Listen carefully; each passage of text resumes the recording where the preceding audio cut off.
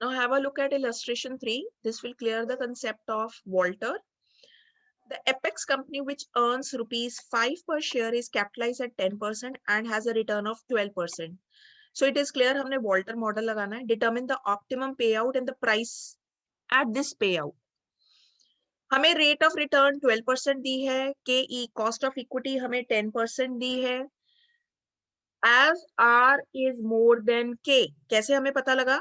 ये रिटर्न ज्यादा है, 12% इज मोर देन 10%. तो कौन सी सिचुएशन है according to Walter? R is more than के.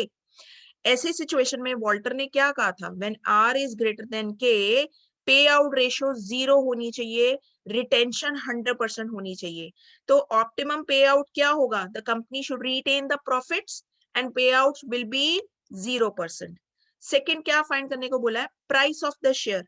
Price of the share formula जो दिया है वॉल्टर ने, दैट इज डी अपॉन के ई प्लस, ये फॉर्मूला है सारा. इसमें अगर हम वैल्यू सब्स्टिट्यूट करें, डिविडेंड के बारे में कुछ नहीं बोला, दैट इज अज्यूम कि डिविडेंड डिक्लेयर नहीं किया.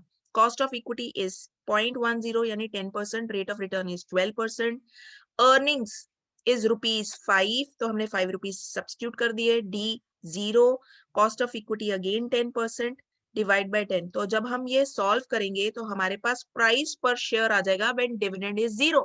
क्यों हमने 0 लिया? क्योंकि वॉल्टर के अकॉर्डिंग ये सिचुएशन है. इस सिचुएशन में पे आउट 0 होगा, डिविडेंड 0 होगा. चाहे हमें क्वेश्चन में नहीं बताया, पर हमने सिचुएशन के हिसाब से कैलकुलेट कर लिया या अज्यूम कर लिया. तो price of the share market में क्या होगा इस टाइम पे?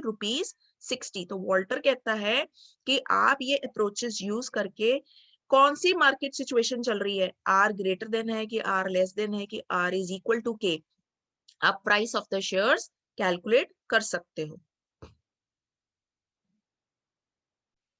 Next is criticism. Walter approach भी कुछ ग्राउंड्स पे क्रिटिसाइज की गई थी. हालांकि ये अप्रोच बहुत फेमस हुई, but first criticism is investments are finance through internal finance is not true. इस अप्रोच ने कहा था कि इंटरनल फाइनेंस सारा यूज किया जाएगा, लेकिन एक्चुअल में ऐसा नहीं होता. कंपनी इंटरनल फाइनेंस भी यूज करती है और एक्सटर्नल फाइनेंस भी यूज करती है. तो ये पहला क्रिटिसिज्म था. Second, return are and cost के आर कांस्टेंट. ये अजम्पशन की थी कि ये ऑल द टाइम हर सिचुएशन में कांस्टेंट रहेगी. ये भी ट्रू नहीं है. Gap is always there. Some time investments goes up तो रिटर्न आल्सो गोज अप.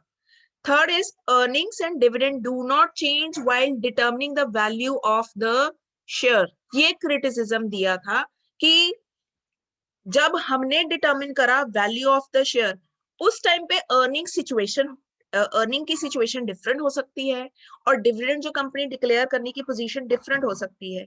लेकिन अगर कंपनी को एस्टैब्लिश हुए 20 साल हो गए हैं, उस टाइम पे उनकी अर्निंग्स ऑब्वियसली बहुत ज्यादा होगी और डिविडेंड देने की पे आउट पोजीशन भी डिफरेंट होगी. तो सिर्फ मार्केट पोजीशन के बेस पे, रिटर्न के बेस पे हम ये चीज नहीं कैलकुलेट कर सकते. Fourth criticism is firm has a long life. ये प्रिडिक्ट नहीं किया जा सकता. फर्म किसी भी टाइम पे बंद हो सकती है, लिक्विडेट हो सकती है.